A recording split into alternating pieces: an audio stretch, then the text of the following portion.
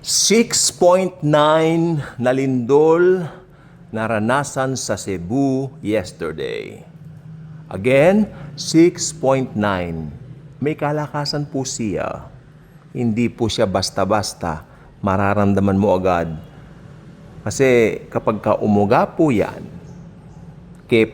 tectonic siya, parang umuugoy lang, malakas po. Mas mararamdaman po yan kung nakahiga ang isang tao. Kasi nandun po lahat yung force. Pag nakahiga ka, ramdam mo lahat. Your senses is complete upon feeling everything. Nangyari na po sa akin yan. Ako nakahiga, naramdaman ko sila hindi. While they were in motion. Ang lindol po, marami po ako nakita kahapon dito. Especially sa FB, sa mga post, ang mga shorts, reels, kung tawagin na nga natin sa ating makabagong panahon. Tumatawag sila sa Panginoong Hesukristo. Lord, Lord, Lord. Pero ang mga tao pong ito, tignan nyo, may nagbabasketball, makinig pong mabuti. Merong nagmo-modeling sa hotel, nagpa-fashion show. Meron naman mga ordinaryong tao nasa bahay. Iba-iba pong senaryo. Iba-ibang senaryo. Okay. May pagkakahalin tulad po yan sa pagdating ng rapture.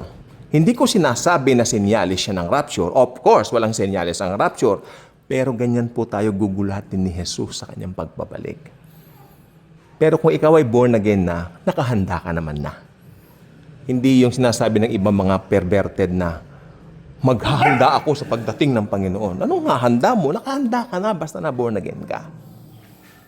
Ang lindol ay isang disaster na kung magse-survey ka, ano ang kinatatakutan yung disaster? Siyempre sasagot naman yung iba, para po sa akin, sabi nung isa, lindol kasi wala kang tataguan. Yung isa naman daw, tsunami. Pero pag akong tatanungin niyo po, ako po, lahat ng disaster po nakakatakot. Nakakatakot in a sense na pwede ka mawalan ng buhay. Pero ang pinaka nakakatakot, yung mga nawalan ng buhay na walang Hesukristo sa buhay. Yari kang bata ka. Kasi dito po sa church age, pag namatay ang isang taong walang Hesukristo sa kanyang buhay, dire-diretso po sa Hades yan. And I'm thankful, wala naman po yatang nasawi kahapon. I would like to thank the Lord for that. Kasi ayoko po nakakakita ng parang may nasasawi pag may mga lindol. Sa kanila po linog.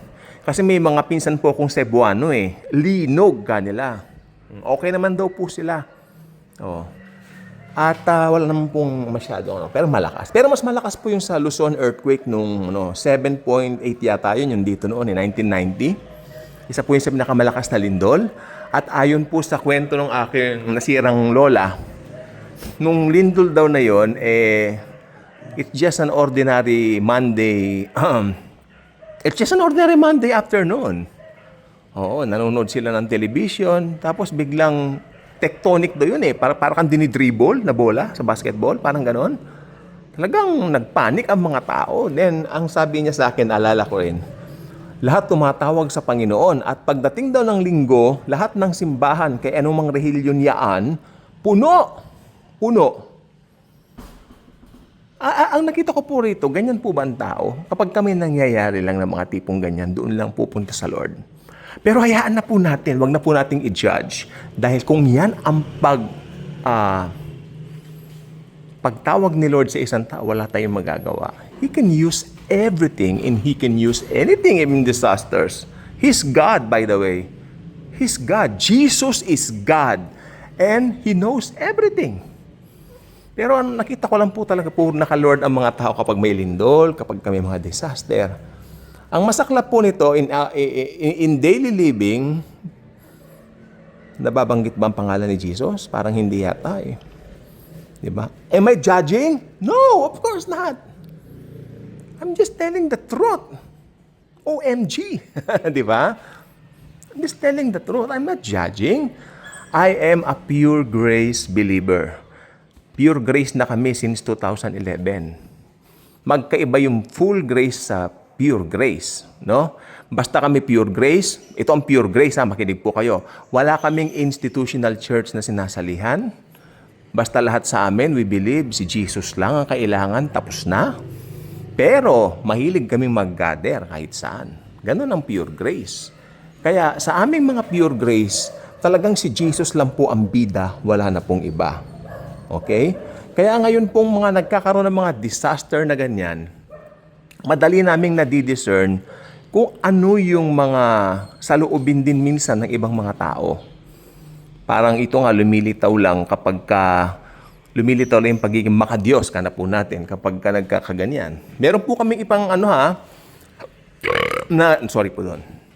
Meron po kaming isang kilala na nung nagkaroon ng nagkaroon sila ng sa kanilang lugar kasi binagyo, nagkaroon ng bagyo. So sila po ay parang lumapit sila sa Diyos, para yung simba nila, ganon. Nung binigay na ng Panginoon yung kanilang hinihiling, sabi ng mother ko, parang BSDU. Bakit ano yung BSDU, mami ko? Balik sa dating ugali. Balik sa dating ugali, nagpapa 5-6 uli. Diyos ko po, Lord. Yun ang kilala ko po ito. Ninang ko po yun. Nakakayamang amin. Ninang ko yun. Pero sabi ko, Ninang pag nagpa 5-6, bigyan mo ko sa Pasko. Binibigyan naman po ako, thank you Lord. Mahal ko yung ninang kong yun. Banggitin ko pangalan yan, Ninang Mayet, I love you. Okay? Ninang Mayet. No? Hindi naman siya kilala. Anyway, maraming Mayet. So ito pong gusto ko pong sabihin po sa inyo. Ang Panginoon po natin, okay, He holds everything. No? Tignan ninyo, hindi natuloy yung September 23, pero may lindol. Ibig sabihin, patuloy pa rin ang mundo. Ganyan po, ang mundo may lindol, may ganyan. Ang pasalamat ko na lang po dito po sa atin sa Luzon, itong Metro Manila in particular, itong ating lugar dito sa Manila, nakakatakot po pag dito po tumama. Ayan, kasi big one na po yan. Actually, yung pong lindol noong 1990, it's a big one now. Kung tatama po yan ngayon in our times. In our time, ako sana. So, talagang biyaya lang po talaga ng Panginoon. Sabi ko nga sa Lord, sana Lord, yung big one na yan yun na lang po yung pinakamalakas na lindol sa Revelation. Wag na po namin maramdaman sa generation namin. Papakinggan tayo ni Lord doon. Nilingin natin yan. Di ba? So, ito lang po gusto ko sabihin. Linog, lindol, kung ano man po yan, sisiw lang kay Lord yan. Pero hindi pa po yan ang pinakamalakas na lindol. Dahil sa totoo lang po, may darating na pinakamalakas na lindol sa Great Tribulation. Magandang umaga po sa ating lahat.